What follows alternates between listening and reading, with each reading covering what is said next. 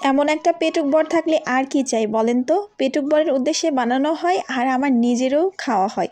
আর নতুন নতুন রেসিপি আমি মাথা থেকে ব্রেন থেকে বের করি, কেন করি জানেন? আমার এই যে পেটুক বড় আছে না, তার জন্য নতুন নতুন করে সারপ্রাইজ করতে অনেক ভালো লাগে। তো এই জন্য চাচ্ছিলাম যেহেতু বানাচ্ছি আপনাদের সাথেও শেয়ার করি।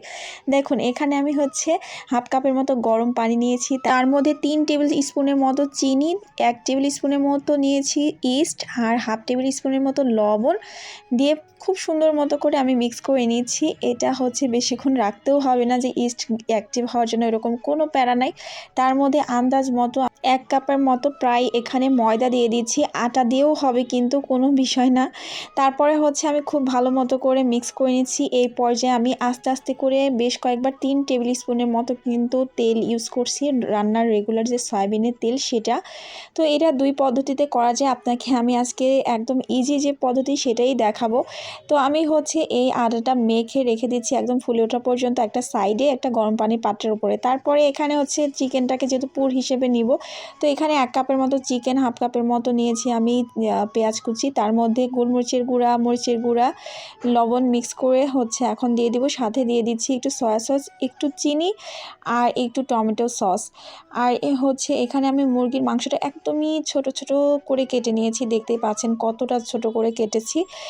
ছোট করে কেটে দিলে বেশি ভালো লাগে এবং বানাতেও সুবিধা হয়। তো আমি এখন ভালো করে মেখে মেরিনেট করে হচ্ছে রেখে দিব না, সরাসরি চলে যাব ভাজতে। আমার ভাই ধৈর্য কম, আর আমি এভাবেই করি, অনেক মজা হয়। অনেকে আছে মেরিনেশন করে অনেকক্ষণ রেখে দেয়, এই করে ওই করে, ভাই আমার এত টাইম নাই। তারপরে হচ্ছে আমি এখানে খুব ভালো করে এটাকে রান্না করে নিচ্ছি, একদম মুরগির বুকের মাংসটা সিদ্ধ হওয়া পর্যন্তই দিব। এইটার মধ্যে হচ্ছে কাঁচাও দেওয়া যাবে, বাট আমার কাছে মনে হয় সিদ্ধ করে দিলে একদম নিশ্চিন্তে খেতে পারবে এবং খুব ইজিলি হয়ে যাবে। তো প্রায় আমার কিন্তু রান্না শেষ, এখন আমি তুলে নিচ্ছি। আর এটা দেখতে যে এত ইয়ামি লাগছে, আমার মনে হচ্ছে এটাই তুলে তুলে আমি একটু খেয়ে নিই, পরে না হয় পুর হিসেবে দিব, এরকম একটা ব্যাপার। তো আমার ছোট পিচিটা বারবার বলতেছিল মাম্মি দাও, বাট ও তো খাবে না কারণ এটা অনেক ঝাল। যাই হোক, দেখেন আমার হচ্ছে 20 মিনিট পরেই ময়দাটা ফুলে কি পরিমাণ ডাবল হয়ে গেছে দেখতে পাচ্ছেন। তারপর আরেকটুখানি আমি মথে নিচ্ছি, এ পর্যায়ে একটু মথে নিতে হবে, ভেতরে যে বাতাসটা থাকে সেটা বের করে দিতে হবে।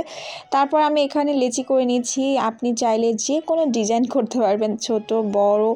তারপর এটা বল হিসেবেও করা যায়, তারপর হচ্ছে পুলি পিঠার মতো করা যায়, এবার মানে যার যেভাবে করতে ইচ্ছে করবে আর কি। তো আমি এখানে ছোট একটা রুটি বেলে নিচ্ছি, আর এটা যে এত ফ্লাপি হয় মানে ভাবতেও পারবে না। আমার রেসিপি ফলো করলে যদি কখনো মানে বানান করে আর কি, তাহলে অনেক ভালো হবে। আর আমি কিন্তু কাউকে রেসিপি শেখানোর জন্য কিন্তু আসি না, আমার মন মতো আমি কিছু বানাই, সেটা আপনাদের সাথে শেয়ার করি।